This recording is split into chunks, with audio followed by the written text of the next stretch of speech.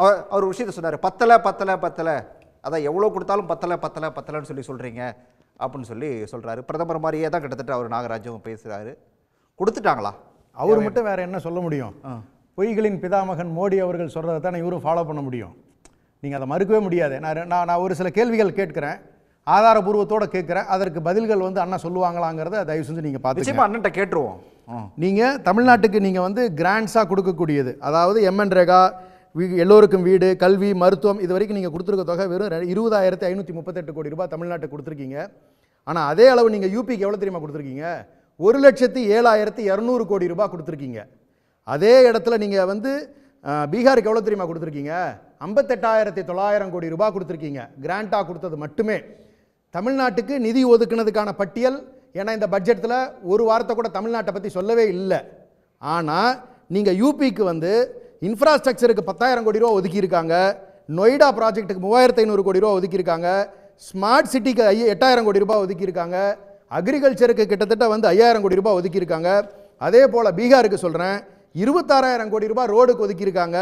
இப்போ பவர் செக்டருக்கு 21,400 கோடி ரூபாய் ஒதுக்கியிருக்காங்க. ஃப்ளட் மேனேஜ்மெண்ட்டுக்கு 11,500 கோடி ரூபாய் ஒதுக்கியிருக்காங்க. இப்படி திட்டங்களுக்கு குறிப்பிட்டு பிரதமர் எதையாவது ஒன்றாவது சொன்னாரா? இன்னைக்கு நான் கேட்குறேன், 8,300 கோடி ரூபாய் ஒதுக்குன்னு சொன்னாரு. இந்த திட்டங்கள் துவங்கப்பட்டிருக்குன்னு சொல்றாங்க இல்லையா? இது எப்போ ஒதுக்கப்பட்டது தெரியுமா? 2018-19 நிதி ஆண்டுகளில் ஒதுக்கப்பட்டு இன்னைக்கு அது நிறைவு பெற்றிருக்கு. அப்போ இந்த பட்ஜெட்டில் ஒதுக்கலை, கடந்த ஆண்டுலையும் நீங்கள் ஒதுக்கலை, கடந்த 2 ஆண்டுகளில் லிட்டரலாக நீங்கள் வந்து எந்த ப்ராஜெக்ட்டுக்கு நீங்கள் ஒதுக்கவே கிடையாதுங்கிறத நிதர்சனமான உண்மை. இந்த ரோடுகளுக்கும் நீங்கள் ட்ரெயினுக்கும் நீங்கள் வந்து நீங்கள் இந்த நிதி கொடுத்துருக்காங்க இல்லையா? இதுலேயும் உள்நோக்கம் இருக்குது. இதுலேயும் நீங்கள் டோல்கேட்டு போட்டு தமிழ்நாட்டிலேருந்து மறுபடியும் பணத்தை எடுக்கிறதுக்காக தான் இந்த திட்டத்தை நீங்கள் இம்ப்ளிமெண்ட் பண்ணியிருக்கீங்க.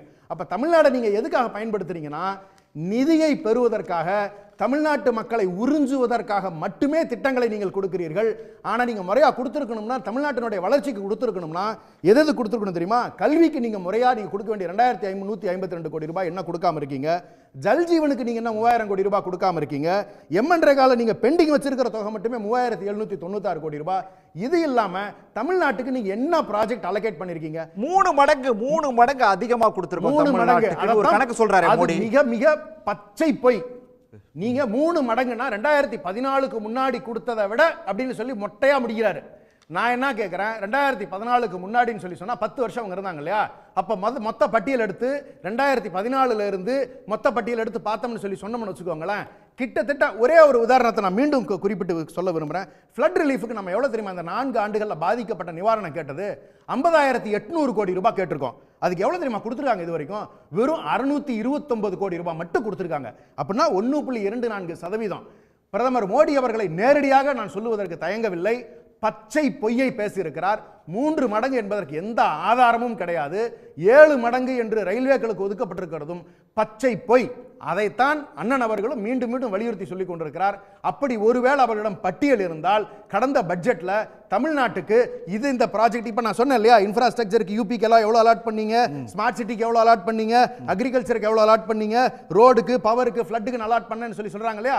அப்படி பட்டியல் தமிழ்நாட்டுக்கு இவ்வளவு அலோகேட் பண்ணியிருக்குன்னு சொல்லி அண்ணனை சொல்லுங்க, பார்க்கலாம். உடனுக்குடன் செய்திகளை தெரிந்து கொள்ள சன் நியூஸ் பெல் ஐகானை கிளிக் பண்ணுங்க.